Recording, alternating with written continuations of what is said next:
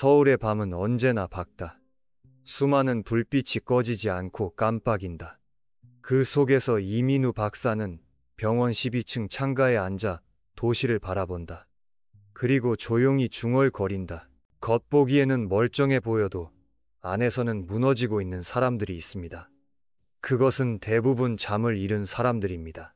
그는 30년 넘게 신장과 노인 환자들을 진료해왔다. 그동안 수많은 병을 보았지만 진짜 무서운 병은 눈에 보이지 않았다. 바로 수면의 붕괴였다. 잠을 제대로 자지 못하면 몸은 천천히 그러나 확실하게 망가진다. 이민후 박사는 그것을 조용한 적이라 부른다. 사람들은 근육이 약해진다고 생각하지만 사실 근육이 무너지는 시작점은 깊은 밤이다. 그는 이렇게 말한다. 근육은 낮에 만들어지는 것이 아닙니다. 밤에 회복될 때 비로소 단단해집니다. 나이가 들면 성장 호르몬 분비가 급격히 줄어든다. 뇌의 시계가 흔들리고 멜라토닌이 줄어들며 수면의 질이 떨어진다. 예전에는 한숨 자면 개운했지만 이제는 3시간 자고 나면 머리가 무겁고 팔다리가 무겁다. 이것이 바로 노화의 첫 신호다. 밤마다 깨고 다시 잠들지 못하고 새벽이 오기 전부터 피로가 쌓인다. 이 상태가 계속되면 몸속에서는 보이지 않는 연쇄 반응이 일어난다. 수면 부족은 코르티솔을 증가시키고 근육 단백질이 분해된다. 혈압은 오르고 혈당은 불안정해지며 면역은 떨어진다. 그리고 몸은 스스로의 근육을 조금씩 태워 에너지로 바꾸기 시작한다. 그 결과는 명확하다. 아침에 일어나면 다리가 무겁고 계단 몇 칸만 올라가도 숨이 차고 손에 힘이 빠진다. 그는 수많은 환자에게서 같은 패턴을 보았다. 박사님, 요즘은 3시간밖에 못 자요. 자고 일어나면 더 피곤해요. 그럴 때마다 이민우 박사는 차트를 덮고 조용히 말한다. 그건 단순한 불면이 아닙니다. 몸이 회복을 포기하고 있다는 신호입니다. 몸은 자는 동안 자신을 수리한다. 세포를 교체하고 근섬유를 복원하고 면역계를 재정비한다. 그런데 이 시간이 사라지면 몸은 회복의 기회를 잃는다. 잠은 단순한 휴식이 아니라 재생의 공장이다. 그래서 그는 환자들에게 항상 말한다. 근육은 운동으로 키워지는 것이 아니라 수면으로 완성됩니다. 한국노인 수면연구에 따르면 65세 이상 노인 중 하루 5시간 미만으로 자는 사람은 7시간 자는 사람보다 근감소 위험이 2배 높았다. 또한 수면이 짧은 사람일수록 인지기능, 저하, 낙상 위험, 우울감이 높았다. 이민우 박사는 이렇게 설명한다. 수면은 근육의 영양제이고 마음의 진통제입니다. 잠이 부족하면 몸과 마음이 동시에 굳습니다. 그는 수면을 운동의 연장선으로 본다. 근육이 쉴 때 진짜 강해진다는 사실을 누구보다 잘 알고 있기 때문이다. 그는 환자들에게 4가지 수면 처방을 내린다. 첫째, 같은 시간에 자고 같은 시간에 일어나라. 몸은 리듬을 기억한다.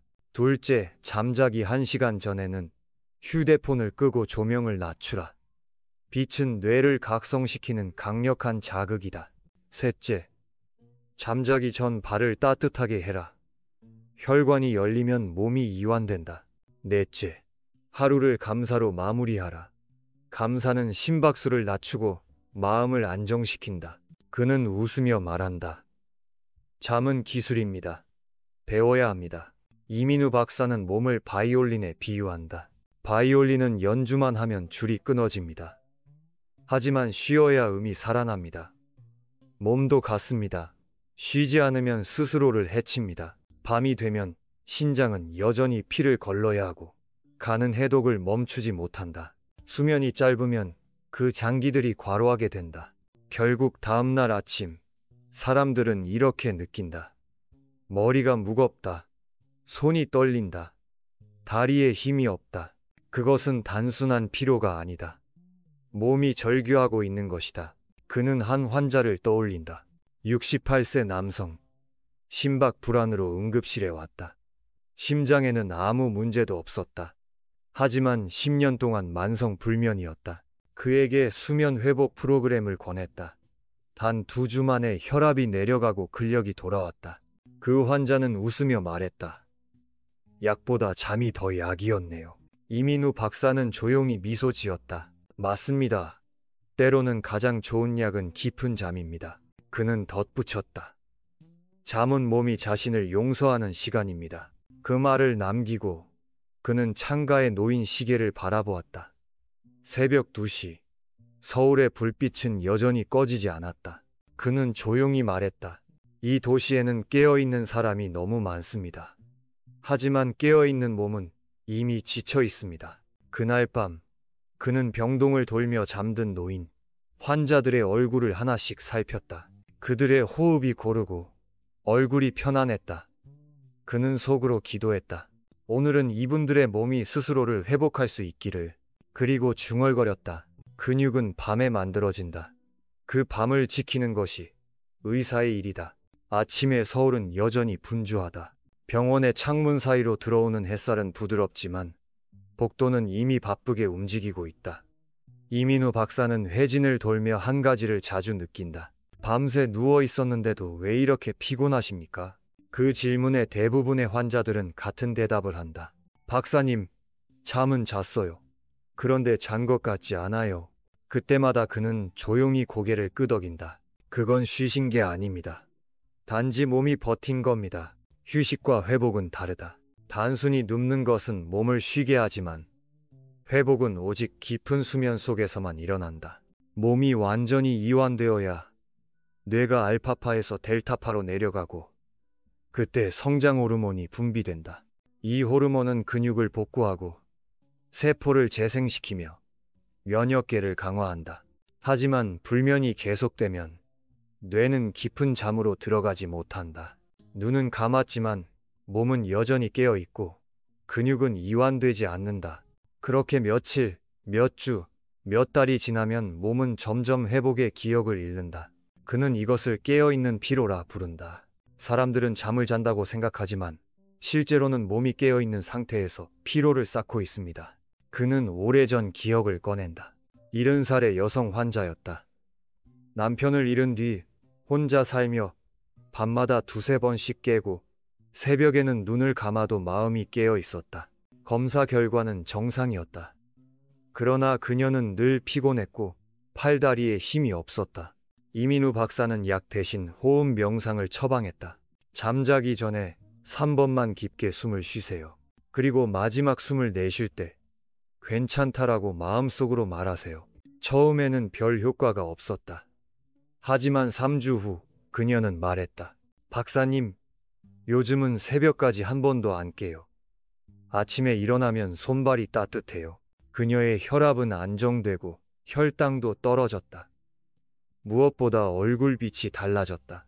그는 미소를 지으며 말했다. 당신의 몸이 스스로 회복하는 법을 기억한 겁니다. 그는 늘 말한다. 몸은 마음의 언어를 듣습니다. 스트레스가 쌓이면 근육이 긴장하고 분노가 쌓이면 심장이 빨라진다. 하지만 마음이 조용하면 몸도 서서히 호흡을 맞춘다. 그래서 그는 환자들에게 조용한 시간을 처방한다. 그것은 명상이 아니라 몸과 마음을 다시 연결하는 시간이다. 그는 이 시간을 내면의 심장 진료라고 부른다. 그의 병실에는 한 가지 습관이 있다. 모든 환자는 밤 9시가 되면 불을 끄고 1분 동안 아무 말도 하지 않는다. 그 1분 동안 사람들은 자신의 숨소리를 듣는다. 처음에는 어색하지만 몇 날이 지나면 신기하게도 몸의 긴장이 풀린다. 심박수가 내려가고 혈압이 안정되고 근육의 긴장이 완화된다. 그는 말한다. 조용함은 근육의 약입니다.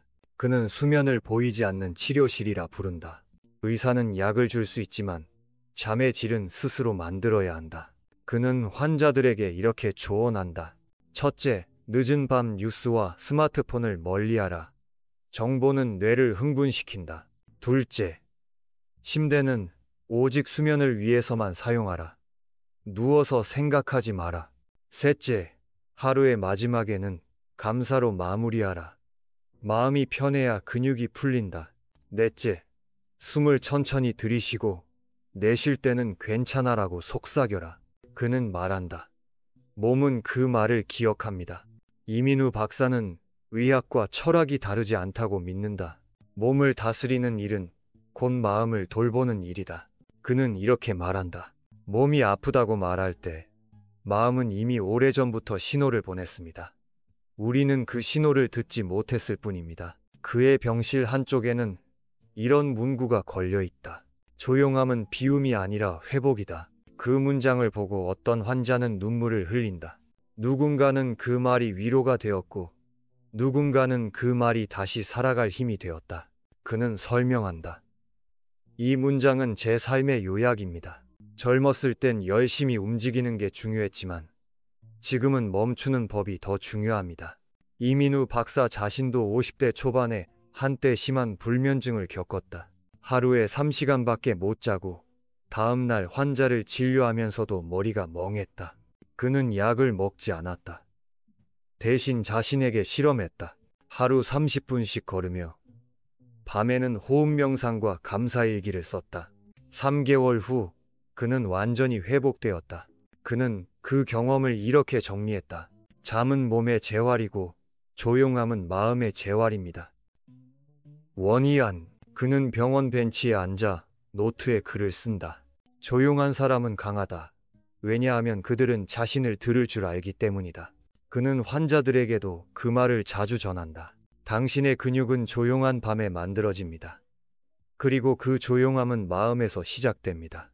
밤이 깊어갈수록 병원은 점점 고요해진다.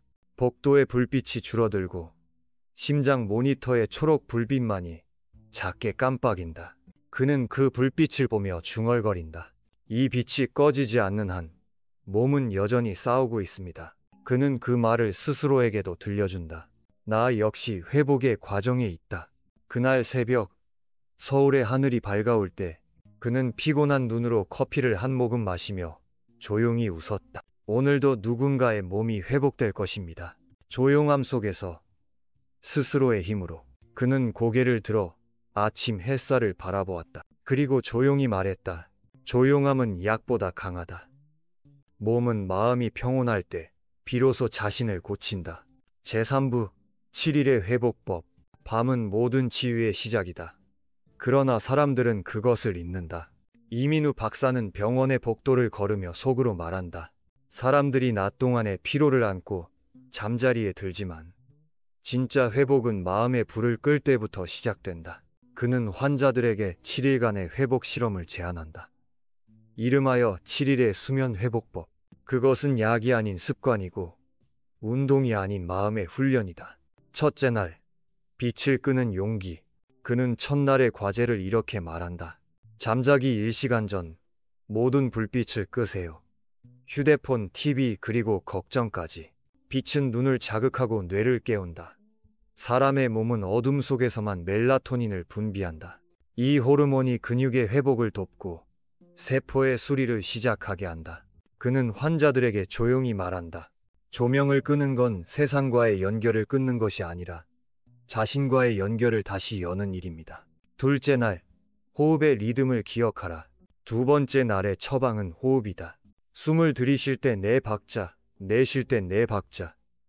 단순하지만 강력합니다. 그는 수많은 환자를 보며 깨달았다. 호흡이 불안하면 마음이 흔들리고 마음이 흔들리면 근육이 굳는다. 호흡을 고르게 만드는 순간 심박수는 내려가고 혈압이 안정된다. 몸은 지금은 안전하다는 신호를 받는다. 그는 말했다. 당신의 몸은 불안이 아니라 리듬으로 움직입니다. 셋째 날, 감사의 일기 쓰기. 그는 세 번째 밤에 감사일기를 권한다. 오늘 하루 고마웠던 3가지를 적으세요. 그것이 사소한 일이어도 좋다. 따뜻한 차 한 잔, 창문 너머의 햇살, 의사가 웃어준 한마디. 감사는 코르티솔을 낮추고 세로토닌을 높이며 뇌의 긴장을 완화한다. 그는 이렇게 말한다. 감사는 근육의 진통제입니다. 마음이 편해야 근육이 풀립니다. 실제로 그는 병동의 벽에 환자들이 쓴 감사 쪽지를 붙여두었다. 오늘은 조금 덜 아팠다. 손주가 전화했다. 그 작은 문장들이 병실의 공기를 바꾸었다. 넷째 날, 몸의 온도를 지켜라. 나이가 들면 체온 조절 능력이 떨어진다. 몸이 차가워지면 혈류가 줄고 근육이 긴장한다. 그는 환자들에게 항상 말했다. 따뜻한 물 한 컵은 최고의 수면제입니다. 뜨거운 차가 아니라 손이 편안하게 감쌀 수 있는 온도면 충분하다. 그 따뜻함이 위장을 안정시키고 뇌에 쉬어도 된다는 신호를 보낸다. 그는 말했다. 근육은 따뜻함 속에서만 회복됩니다. 냉기는 마음의 긴장과 같습니다. 다섯째 날, 움직임을 멈추지 마라.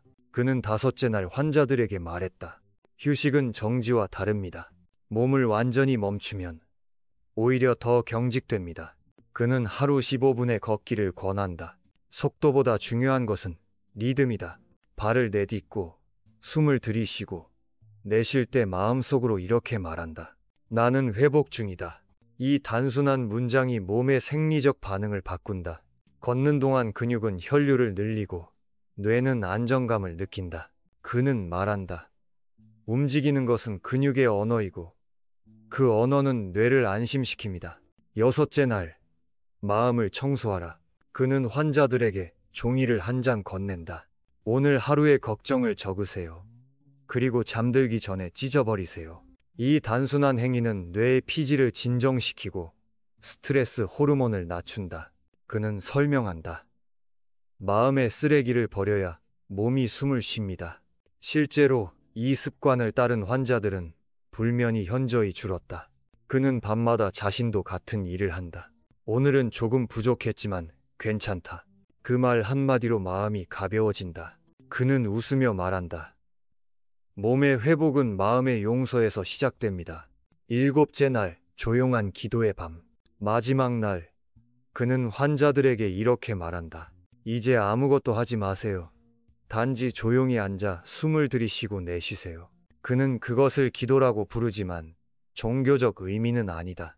그저 자신을 향한 대화이다. 그는 말한다. 당신의 몸은 당신의 친구입니다.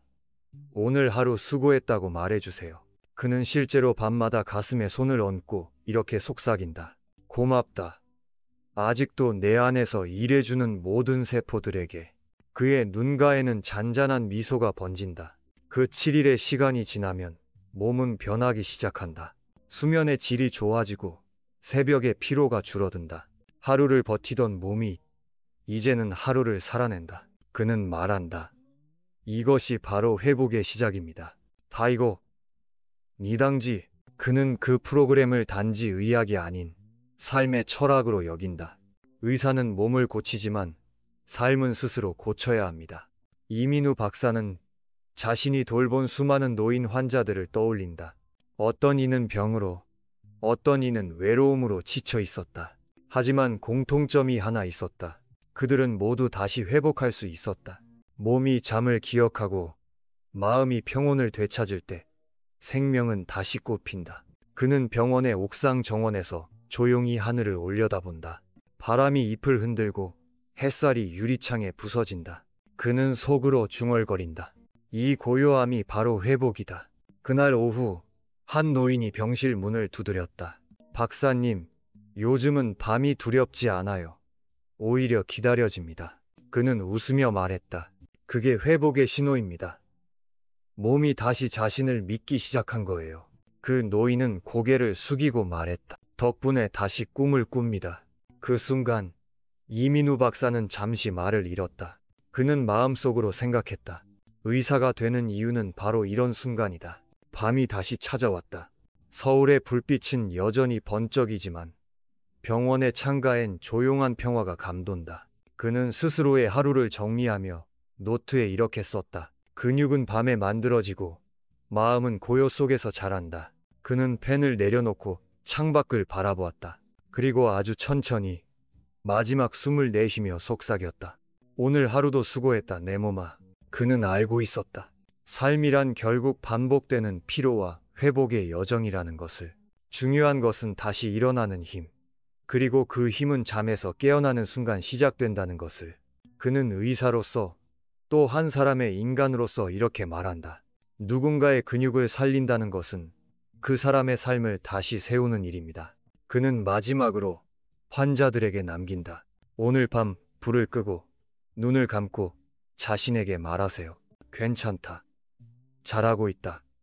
그리고 내일은 더 강해질 것이다. 그리고 그 말은 조용히 서울의 밤 공기 속으로 퍼져갔다. 창밖의 바람은 부드럽게 불고 멀리서 심장 모니터의 초록 불빛이 깜빡였다. 그 빛은 생명의 박동이었다. 그는 속삭였다. 이 불빛이 꺼지지 않는 한 희망은 살아있다. 그는 의자에 등을 기대며 천천히 눈을 감았다. 오늘도 누군가의 근육이 회복되고 또 누군가의 마음이 치유되고 있었다. 그는 속으로 마지막 한마디를 남겼다. 그리고 그 모든 회복은 조용한 밤에서 시작된다.